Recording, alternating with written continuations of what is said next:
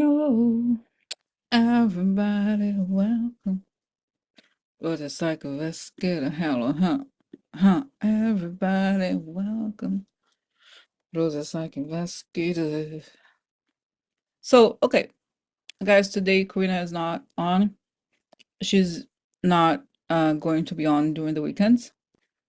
Just taking some time to do her own things to enjoy the weekend and weekends, not just this one in general. But I'm doing the introduction after the fact because I've recorded the video already without the camera on. It's just there's a lot of information. So, um it's just today's episode goes over the different developments related to the conversation that happened yesterday. I talk a lot about Europe and how the different European leaders are behind Zelensky and how Europe collectively, especially Germany, and at the very end, I include a speech by the German foreign minister, how the language she's using is very strong, and she's basically preparing her country for warlike conditions against Russia. Okay, so very interesting. Okay, so also Zelensky is going to be meeting with King Charles in the UK tomorrow, and I think things are going well for him in spite of trash and JD Coward's attempts. Okay? All right, so thanks for watching, and I'll see you tomorrow. Bye. Bye.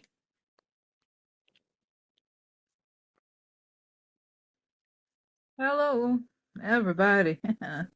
Welcome, Rosa Psych Investigator. So it's 11:30 p.m. on Saturday, March 1st. I don't have the video on. It's just the audio. I spent so much time looking at all the various articles, and I realized I might as well just get started.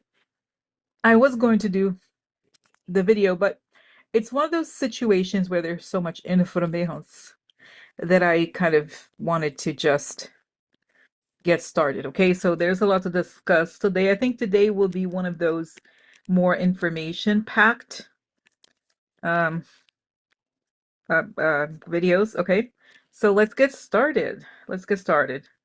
And let me start with the protection. I'd like to ask for protection. A beautiful ray of light coming on top of my head as I breathe in. I fill my lungs as I breathe out. I create a circle. I create a circle. I step into it. I step into it. I feel protected. I feel connected. I'd like to ask that information come only from the highest sources, that it create the good and only the good, and so it is. Okay, so still along those lines of the disaster meeting of Zelensky at the White House yesterday. So this is very, very funny, and I think a lot of you have watched Vice President J. Okay, so this Vice President J.D. Vance and his family following yesterday's fiasco there in the Oval Office with Ukrainian President Zelensky. There's some new video now we have showing the vice president being greeted by protesters holding anti-Vance, pro-Ukraine signs as he makes his way there to Vermont for a ski resort vacation. More protesters met the Vance family outside of the resort, and the family ultimately had to move to an undisclosed location. So that was interesting. So here is back to the post. We have different photos, right? Let's see. So amazing signs. Nobody voted for Putin. Stand with Ukraine.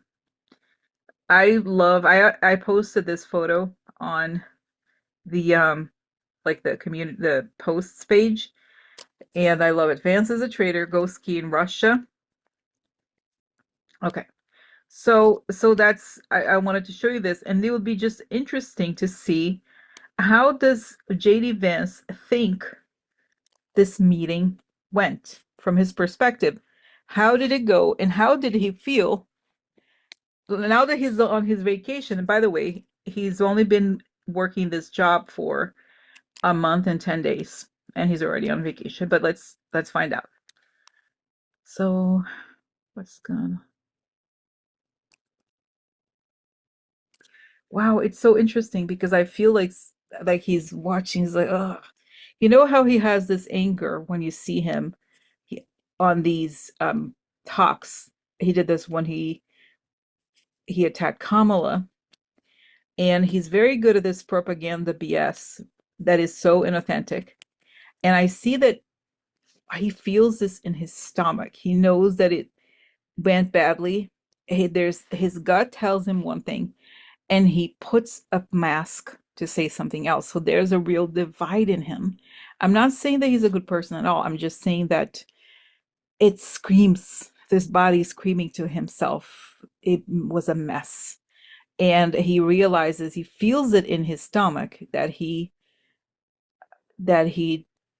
it did something wrong. And yet it's sort of like his front or his mask face say, oh no, JD, you did a great job. Peter is going to be so proud of you. And don't worry, they're just jealous of you. You're going to change the world, JD. Just keep at it. But he really doesn't have the strength or the backbone to deal with the consequences of these actions, because really these protests are just consequences of his actions. So I see that he feels kind of bad. I wonder if he could be feeling actually physically sick. And I see that the wife is really upset that she I think she's having a harder time hiding it. She really is depressed about this whole thing, but she still maintains that it's going to work. But she sees how her friends have reacted to her, because I don't, as conservative as they are, we know that they yearn to be part of the liberal society, and we see that here. JDVance went on vacation in a very blue state, Vermont. So they want to have access to all the best of the liberal world, of the blue states, but it's not how it is. He will never be forgotten after this. And now he is dealing with the consequences, because before this, everything was just a plan. And now he got what he wanted, but here's the price. And I don't think he's happy with this. And I see, honestly, then I pick up something that it's like almost a spirit or something like that, saying he's not going to forget it.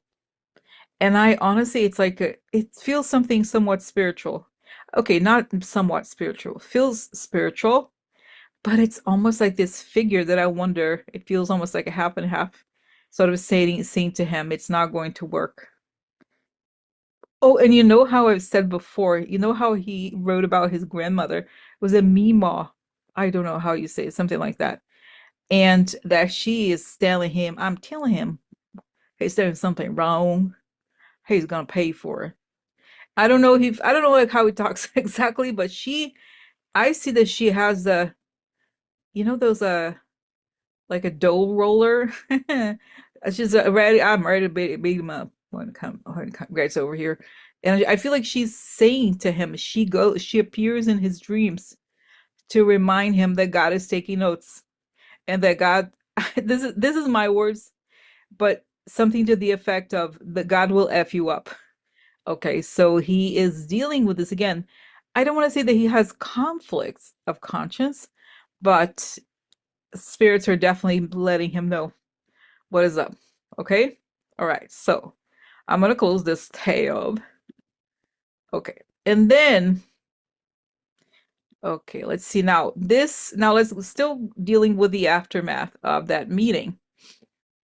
Now, I had posted as a reply on yesterday's video, someone mentioned that this Russian news agency had appeared, was there to record the meeting. Now, by the way, the agency's name is TASS, TASS, and it's not just the media agency, it's the Russian government's media agency. It's connected to the Russian okay, so it's not just a company, it's basically a representative of Russia that was there in the meeting. I mean, can you imagine? Of course, it's exactly what we think. Basically, Russia has control over this, over Putin. I'm sorry, for Putin, over Trump, for sure. Okay. All right. So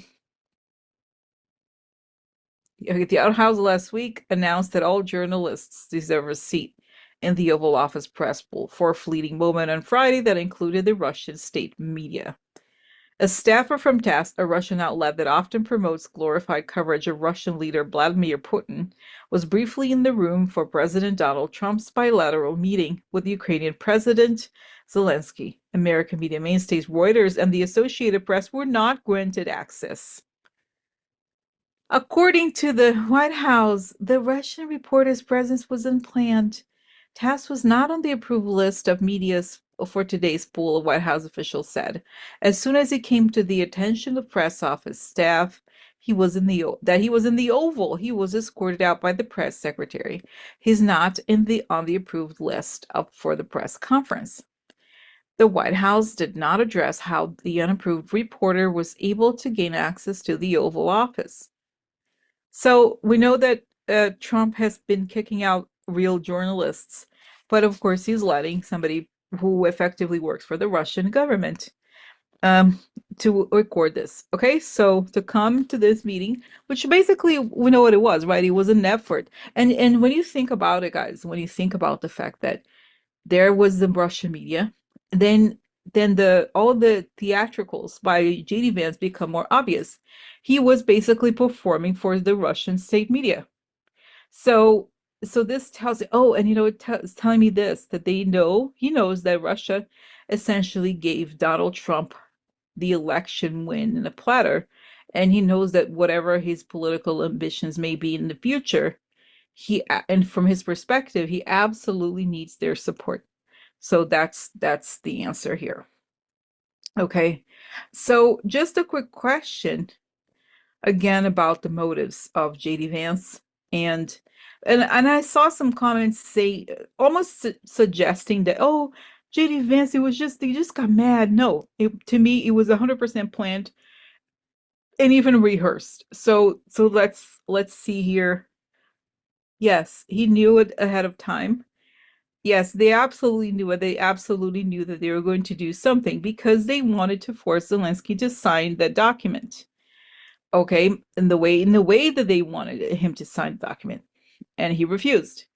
Now, I think also just to say something else that people may not be aware of this, but I don't feel like Zelensky is in a position where he can exactly that's why people say, oh, why didn't he go? Because he kind of has to. He still receives a lot of arms from the US. He needs, even if he knows what Trump is, he still can't risk not showing up because, right, there's a lot of, Ukraine is still dependent on the US. So he kind of had to come and deal with this. Okay. All right. So let's just pause 1 second because I want to find something else to show you about this. So this is from a Trumper account, just to tell you. But this is a real event that happened on, see, February 20th. So it was about a week before this meeting. So this is the Trump envoy, Lieutenant General Kellogg, I believe his name is Keith Kellogg. So remember, he went to Ukraine, and then there was supposed to be a press conference with Zelensky and Kellogg, but it was canceled at the request of Trump. I don't know if you guys remember this, right? So that started here. Now, what was interesting was that this is then at the time, this is the 20th, this photograph was taken at the 20th of February, right? And in here she says, now we can better understand why Lieutenant General Kellogg, special envoy for Ukraine, advised President Zelensky not to go to DC, right? So, and he said somewhere, I forgot where, guys, I swear I just read it. Okay, I read somewhere that he said to Zelensky not to go, that he needed to build some sort of relationship with Trump before going. But he went anyway, of course, because he had to sign these agreement. He wanted to deal with this to really, right? I think he obviously went in good faith. So I have a question here. Does Lieutenant General Kellogg think that, I mean, I'm sorry, did he know that there was going to be he's saying yes. He knew that Trump hated Zelensky. He knew that he wanted to take his revenge on Zelensky. He wanted to humiliate Zelensky, and that he was likely to do it. He was privy to the conversations, and he noticed and he observed. So yes, it was meant. It was true what he was saying. Okay, it was. Um, he sort of knew, yes, that this could happen, that there was something shady, but that in some ways, I believe that Lieutenant General Kellogg did not know. I'm sorry, no, that did not know that he knew. Zelensky did not know, but Kellogg knew that Trump was planning something nefarious, and he couldn't say it, but he told him not to go right away. All right. Okay. So, and then we have something even more curious about this. Now, Julia Davis, you may be familiar with her. She has a column in the Daily Beast. She's had an account for years. I don't believe that's her real name, but she's a Russian woman who posts articles based on what she watches all the Russian propaganda channels, and she posts about what they are saying. And here, this article of hers says, Russian lawmaker predicted the Trump-Vance ambush of Zelensky. State Duma member Oleg Morozov said the meeting would be a lesson in humiliation designed to condition Zelensky to capitulate to the US and later to Russia. So we know that Russians dictate all the actions of Trump, but we see that there are several accounts that essentially coordinate the messaging and so forth. And we know that in Russia, there's no such thing as opposition to Putin, right? So if you're a lawmaker in Russia, you're by definition pro Putin, or you wouldn't have your job. You'll be thrown out the building. No, really. And so it was all planned and choreographed in that way. Okay, so but I still pick it up, guys, that it did not go as planned for them. Okay. All right. So now I think we can close the subject of the meeting for the time being. Oh, actually there's something else. This is to close the aftermath on the participants here. Okay. To close this one, I'm going to close this one. I'm going to close this one here. And then I want to talk about this one. Okay. Now, of course, you guys know that Corinne and I have been saying a lot about Ukraine, and we have said that NATO is going to play a big role. And a lot of people several people left comments already being really upset at what they've read. And what they've read is true, right? That so NATO Secretary General publicly called Zelensky to restore relationship with Trump following Oval Office clash. Now, remember that he is a former prime minister. He was for 14 years the prime minister of the Netherlands. And I think he's a very diplomatic person. My sense when I saw this is that he is playing carefully because Trump, and this is a reality. It's very hard to accept this in a way. Sometimes it's not hard to accept it, but the bottom line is this: that Trump has so much power over Ukraine because there's a lot that he could do to harm Ukraine. Honestly, it's just a bit. We could say that he could attack Zelensky, he could do all these things, but I think there was even talk of the U.S. immediately suspending all the arms shipment to Ukraine, which would be very, very bad. But we know that at the same time that a lot of U.S. defense companies have billions of dollars in contracts with Ukraine. So I think it's only because of this that he hasn't done something like that. But it's considering his mindset and the fact that he's a puppet, right? He could do that. But anyway, so this is just the context for this, and I'm going to look into this. So NATO Secretary General calls for Zelensky to restore relationship. Let's see here. Zelensky left Washington early without signing a mineral deal with the United States following a tense argument in front of journalists between the two leaders. Trump later reportedly ordered his officials to tell the Ukrainian delegation to leave the White House. Can you imagine how awful after he kicked him out? Okay.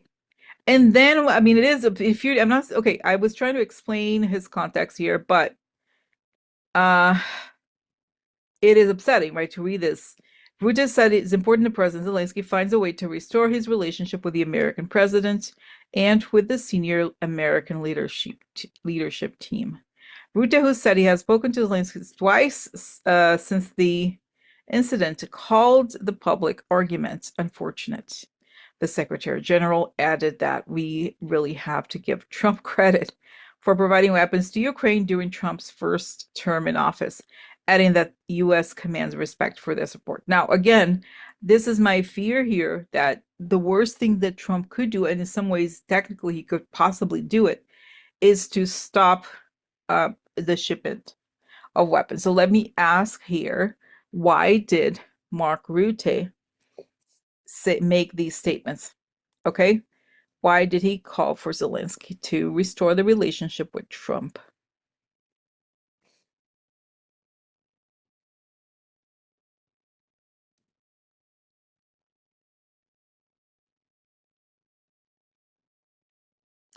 I see that he finds the situation dangerous, exactly kind of how I said it, that he sees that Trump could rip everything up and could refuse to do, he has to look at the worst case scenario, and that is the worst case scenario.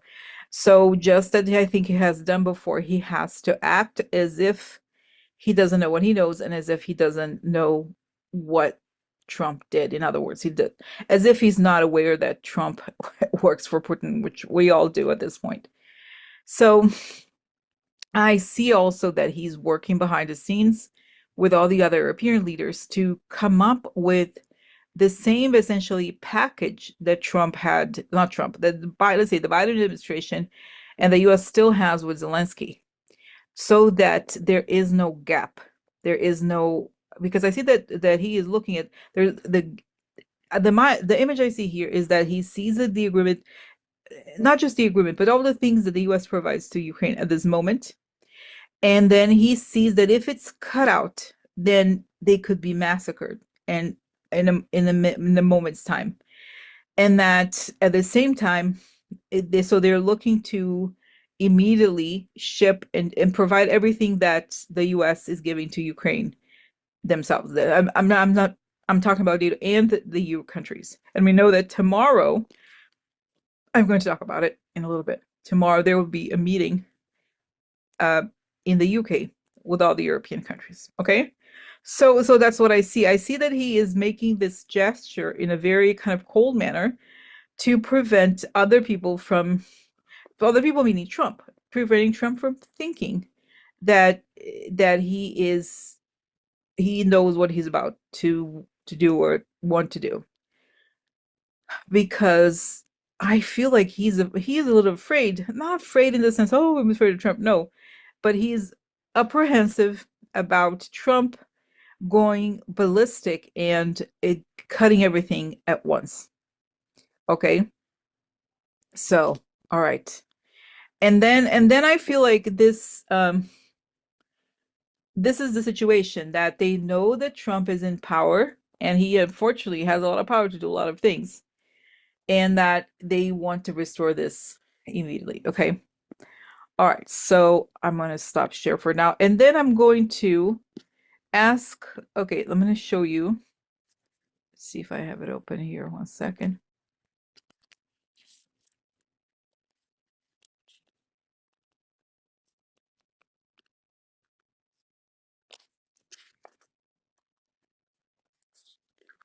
Okay.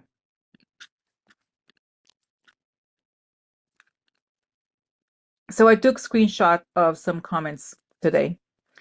And so these screenshots are exactly the questions related to Rutte, right? Oh, so let's see here. 1 second, it's disappeared. Okay. Hi, Rosie. I was a little alarmed to read the following from CNN. Do you pick up anything about how Rutte feels about Trump? Rutte said he's friends with Trump and knows he's committed to bringing peace to Kyiv. He also said that Trump is committed to NATO.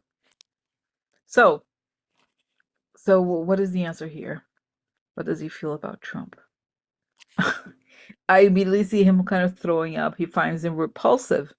but he's a long-term statesman. He's not a he's not a person with opinions like us, right? In the sense that he knows he has to negotiate with all kinds of people, and it's not about how he feels about someone. It's about what needs to get done. And so I see that what he's doing here is that he's speaking to Trump in a way that you speak. I don't know if you guys do this sometimes, but especially with children, if you want them to behave a certain way, you have to praise them for doing the behavior before they actually do it. And so you could say something like, "Oh, Annie, I'm so glad that you're cleaning your room. I know that you love doing this." And it's in a way, if you could be like, is this gaslighting? Is this whatever this is? The point is, you have to make these very bad people do what you want them to do. And it's in a way, this is diplomacy in the real sense. He has to make your adversary, I don't say adversary in this sense, but does it make sense? It's sort of like you have to convince people to do things. And the way that he's doing it in public is that he is praising Trump. And I see that he really understands how to deal with Trump. He knows how to communicate with him. He knows how to press his buttons. And it's not like you guys and I would have done it, which probably would mean we would never do it. That we can't, I could never deal with somebody like that, right? You just yell at them and you just get angry and angrier. But if you were to do something like this publicly, it would burn the whole thing down at once. Now, did I say yes, I think the NATO was going to return? Yes, all of it, but not at this moment. Does it make sense? You have to keep it in mind. There's this a whole NATO is an alliance, right? So they have to work diplomatically with their members to get things done. Of course, there's a lot of things at play here, but that's essentially the context. Let me just see here. So just confirm. So Mark Rutte, what are your plans about Trump? I see that he's interesting. I see him holding the cards in his hands, meaning he has. It's like with I have the receipts, but why don't you just act on it? A lot of comments, by the way, guys, mentioned this. Why? What are they waiting for? Why can't they just act now? So let me ask this question: why can't they act now?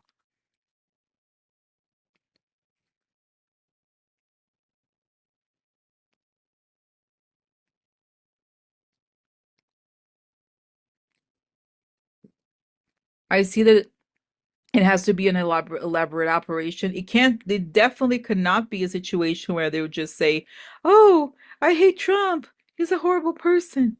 Right? Like they can't, they have a lot of responsibility on their hand. They can't risk something premature, right? So that's what I think. But that's what I'm getting now, right? But I still, so are you still going to help? Yes, they will help. But that at this moment, that's what he has to do.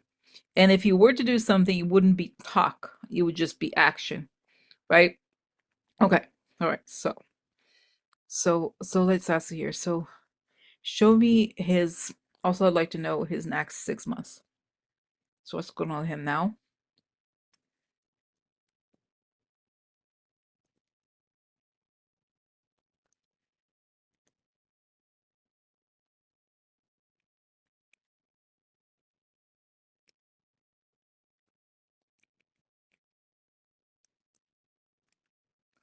So very interesting. This was kind of interesting. So I looked at him now. I see him walking on tight ropes. Tight ropes aren't those ropes that connect one very tall building to another. But I see that it's not just one, but several. It's not as dangerous as just one, but it is pretty dangerous to walk on these ropes because he's very high up and he's walking on these very I guess dangerous, right? Or fraught pathways. But he's doing it lightly. He's in good spirits. Then I see next, and that was a very kind of interesting image. I wasn't expecting. So I see him again walking on these ropes between these buildings. The next scene, he's it's almost as if he's wearing some sort of a cape and like a Batman like where he's now covered his face wearing these black outfits, and then it shows as if he's used one of these ropes to kind of go climb down the building as if he were one of the superheroes, right?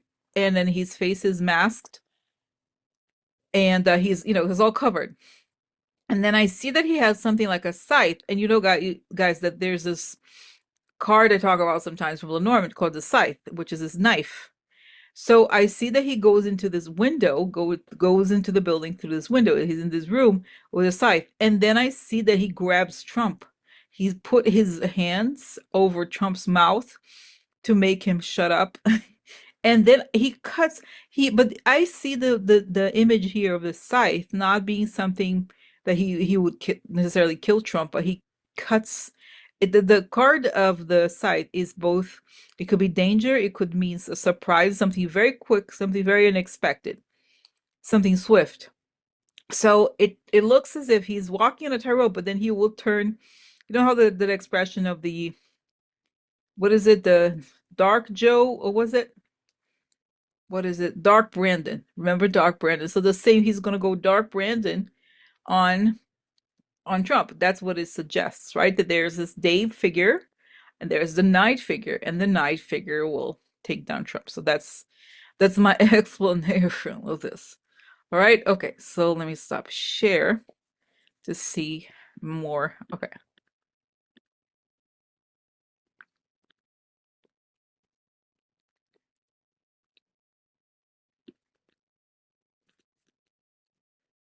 Okay, so I'm going again to another question.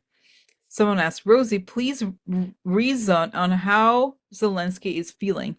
I feel terrible for what he went through. My heart is broken. So, how is Zelensky feeling today?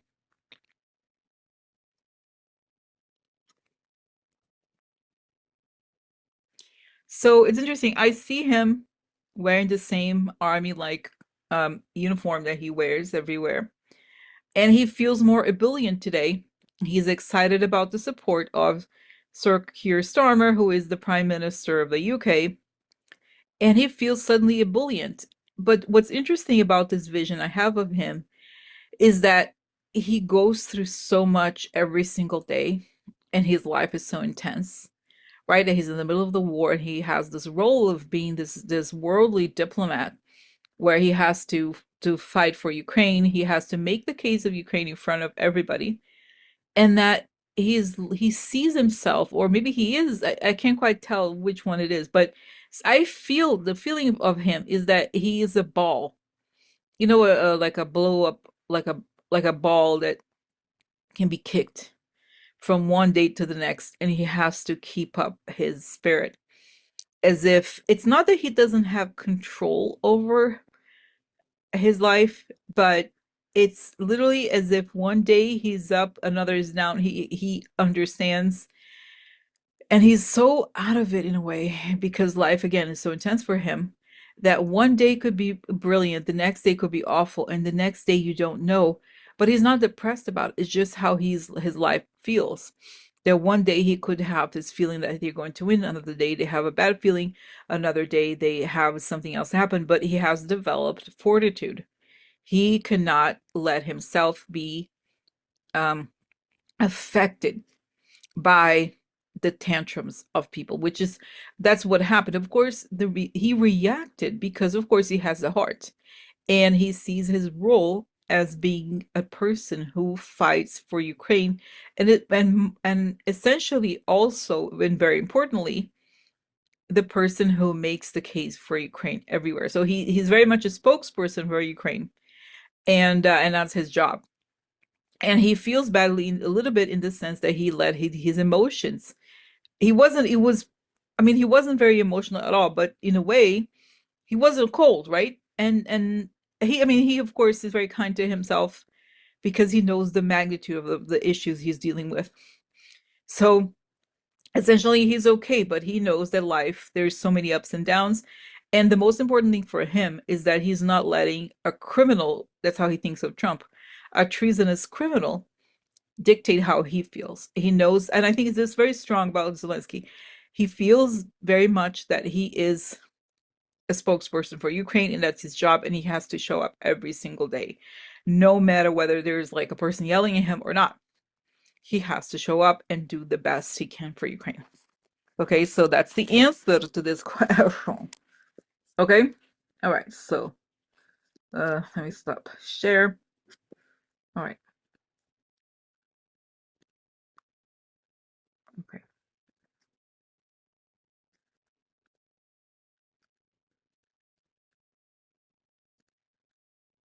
Oh, okay, okay. So guys, wow, so there's so much that is going on here today. So there's still a lot of things to discuss just based on this event. So now the other significant thing is that Starmer, the UK Prime Minister, is hosting a meeting tomorrow, Sunday, March 2nd. Okay, 1 second. And I'm looking here. It took me so long to start the video that it's already midnight. So technically, it's already Sunday. So new. Keir Starmer will host European leaders in London tomorrow for a security summit on Ukraine. He will first host Elise PM Giorgia Meloni at 10 in the morning, then join the leaders of Ukraine, France, Germany, Spain, Denmark, Italy, Netherlands, Norway, Poland, Canada, Finland, Sweden, Czechia, and Romania. Turkish Foreign Minister, NATO Secretary Mark Rutte, and presidents of European Commission, European Council will also attend. Now, I wanted to also mention, and this is something I did not have a chance to discuss last week, that Turkey is very, very pro-Ukraine because they have a history with the Tartars, the Tartar people who are indigenous to Crimea, Ukraine. So they very much want Ukraine to keep their territorial integrity and not give it to Russia. So that's they are part of NATO, of course, but it's just interesting. Okay, all right. So let's see what is going to happen tomorrow at this meeting. I mean, there's a lot to. I'm sure a lot will happen, but wow, I see. Wow, it's a beautiful image of every single one of them. It's like if you imagine a group of people holding hands, and then they just join with their joined hands, they lift up as if to make a star-like shape, kind of everybody lifting the two when their hands are together, they raise their arms. So it shows a beautiful sense of unity, and that they're celebrating Zelensky essentially, and they are very unwavering in their commitment to the security of Europe and Zelensky. And I see that they are when sometimes people get married, you throw people hold up the bride and groom on their shoulder, something like that, right? That's what it looks like to me. They're celebrating Zelensky and celebrating the support of a united Europe. And wow, and they're saying they're going to invite Ukraine to join NATO and the EU.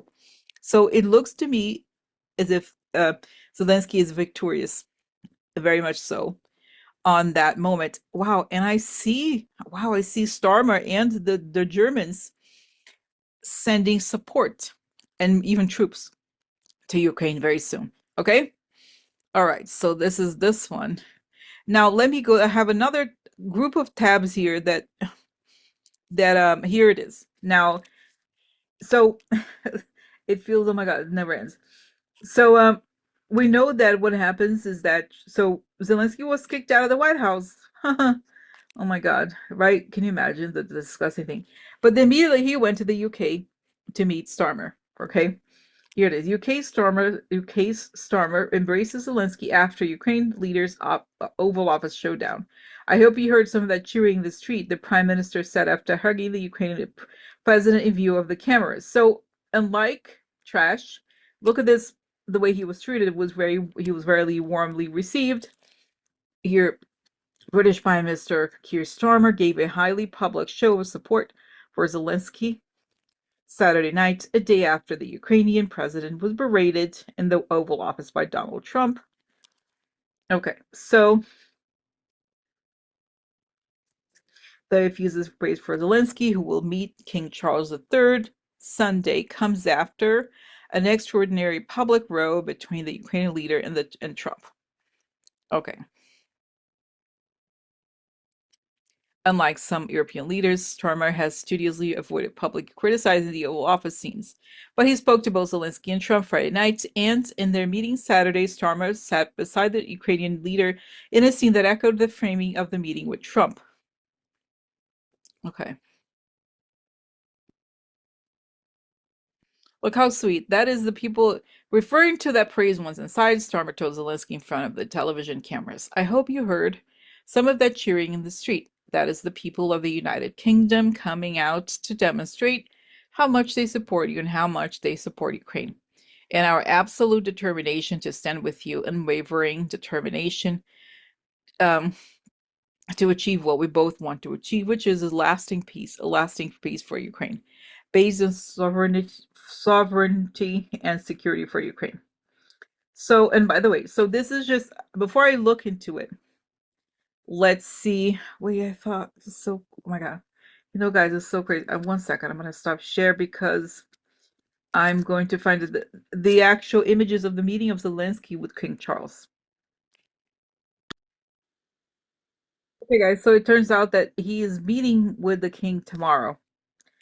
Not today. Okay. So King Charles to hold official audience for Ukrainian president is show of support after Trump clash. So that's great. Okay. That's great. So, all right. That's right. And I see that Zelensky feels very loved and supported. But again, as I had mentioned before, I see that his meeting with King Charles, again, it makes him feel good, but the point for him is not how he feels, but what he is doing for his country.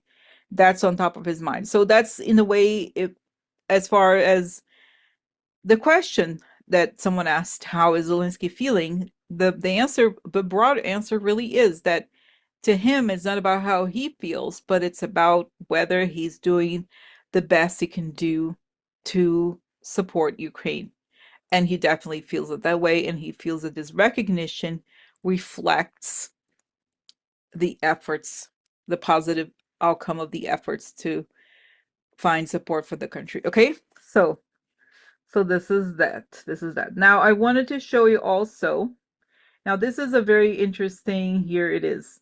I wanted to show you now to tell you about the different leaders in Europe and how the language has been changing pretty dramatically. Here we have Macron saying if Putin is not stopped, he will definitely go to Moldova and maybe further on to Romania. We know right? Romania thankfully arrested the criminal puppet person, but he's saying it very clearly in line with all the other European leaders that they understand the message that um, that Putin is sending, right? That he's definitely, Putin, from that perspective, Putin is ready to come to the rest of Europe if he's not stopped. So then I wanted to show you guys, this is maybe the most dramatic of the news, I think, from today. Okay, so this is, I listened to almost all of it, this speech. And this is the woman, I don't know if you guys remember, I had talked about her before. I've always liked her. I think her name is Anna. It's not Annabelle, but it's Anna, Annalise. I don't know, but her last name is Burbach. So she's the German foreign minister, and from the very beginning, she was always very anti-Putin. So she basically gave a speech, and Germany, by the way, Germany is a serious country in the sense that whenever people make statements, the population takes it seriously, right? So when the German politician is saying something like this, they mean it. So let me just play the beginnings of it, and then, because it's very detailed actually, and then you'll see. Okay, so but the headline here is German Foreign Minister Baerbock gave an impassioned speech to prepare Germans for war with Russia. Germany urges European nations to start mobilizing now and not wait for the formation of the incoming government in Germany under Chancellor Merz, expected in April. Now, it's interesting, guys, that we have all been seeing, right? That something could happen in March. So this is a further escalation, I think, right, of this. But let's just play it for a little bit. Viele von Ihnen werden heute Nacht angesichts der unsäglichen Videos aus dem Weißen Haus. So many of you have slept restlessly tonight in view of the unspeakable videos from the White House. Unruhig geschlafen haben, ich ehrlich gesagt To be honest, me too. auch. Leider war das kein schlechter Traum, Unfortunately, this was not a bad dream, but a harsh reality. sondern heftige Realität. Unser Entsetzen ist heute größer als zuvor, aber ebenso unser Commitment für die Menschen in der Ukraine. So our shock is greater than before, but so is our commitment to the people of the Ukraine. That's how they call Ukraine. It's kind of interesting. Für unsere eigene Sicherheit und für den Frieden in Europa. For their own, to our own security and to the peace in Europe. And it's interesting because in German, the word security is Sicherheit. So Sicher, it's it means shore, and the height is ness. So shoreness. It's kind of interesting when you think of the German character, that security and sureness, to be sure of something, and security are the same thing. It's kind of interesting. Für Okay. den Frieden in Europa. Der gestrige Abend hat unterstrichen, The last night underlined that a new era of nefariousness has begun. eine neue Zeit der Ruchlosigkeit hat begonnen.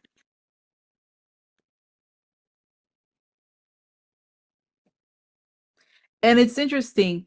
Hochlosigkeit.